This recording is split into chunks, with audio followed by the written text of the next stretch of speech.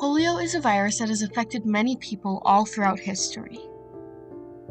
The main symptoms of the virus are very similar to those of the flu. Some people, however, develop more serious symptoms like meningitis and paralysis. Paralysis from the virus can lead to permanent disability or even death. About 2 to 10 out of every 100 people that develop paralysis from the virus die as the virus attacks the muscles used to breathe.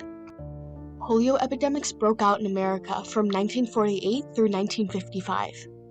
Panic spread quickly throughout America as pools were shut down and people were afraid to leave their homes.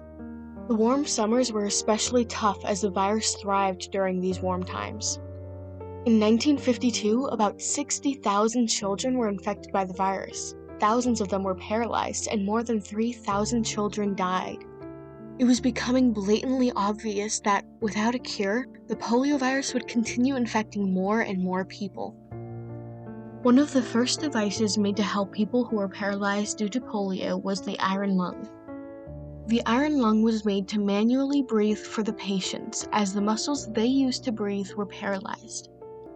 However, in the early 30s, a man named Morris Brody had worked on a polio vaccine. His vaccine was made by infecting monkeys with the polio virus, making sure they came down with a case of it. Then they would kill the animals and extract their spinal cords.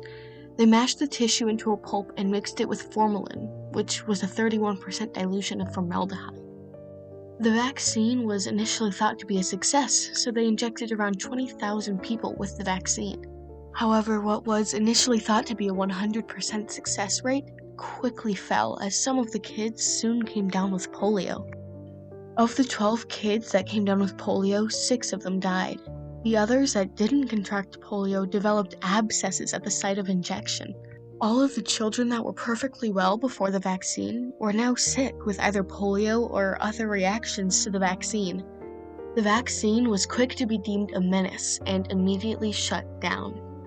However, in 1952, a man named Jonas Salk started developing a vaccine for the polio virus. Jonas Salk was born on October 28, 1914, in New York City. Salk went to a community college in New York City before earning his medical degree at New York University. Growing up, Salk wanted to work in law, but later changed his path. By your mother, who I'm told was intensely ambitious for her 3 youngsters. Yes. Together must have inspired you to go on to school and get the education you did. Did she want you to be a doctor? No, she didn't really. That was the result of a compromise in a sense. I think her ambition was for me to be a teacher so that I would not have too strenuous and difficult a life. She was very overprotective. My preference was law, but we couldn't agree on that. And, so medicine was the compromise. So medicine was my choice, and at least I did not do what she wanted nor what I wanted, but something else.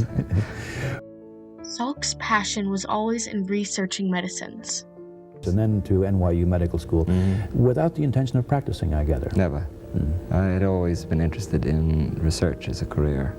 I knew that when I went into medicine.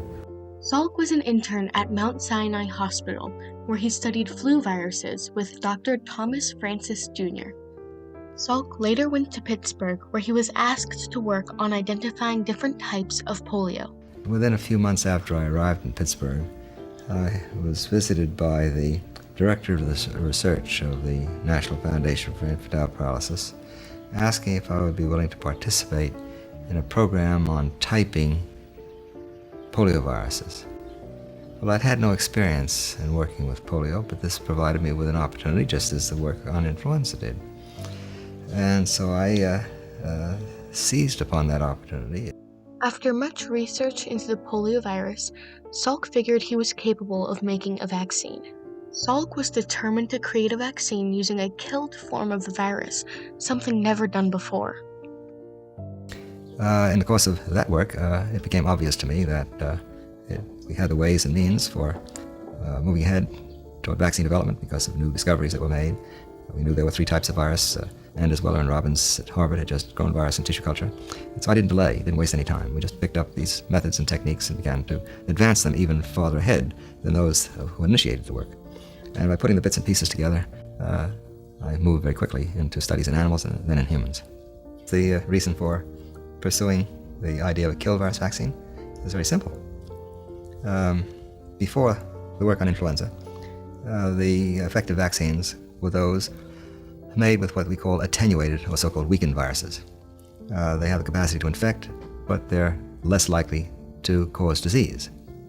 Now, sometimes smallpox or vaccinia virus, which is the same virus that's used for immunization against smallpox, would cause serious reactions and sometimes fatal reactions. Then there was the rabies vaccine that was made really from weakened viruses, and there were some undesirable effects due to other components of the material that was used for immunization. There was also a yellow fever vaccine that had been developed that was of weakened viruses.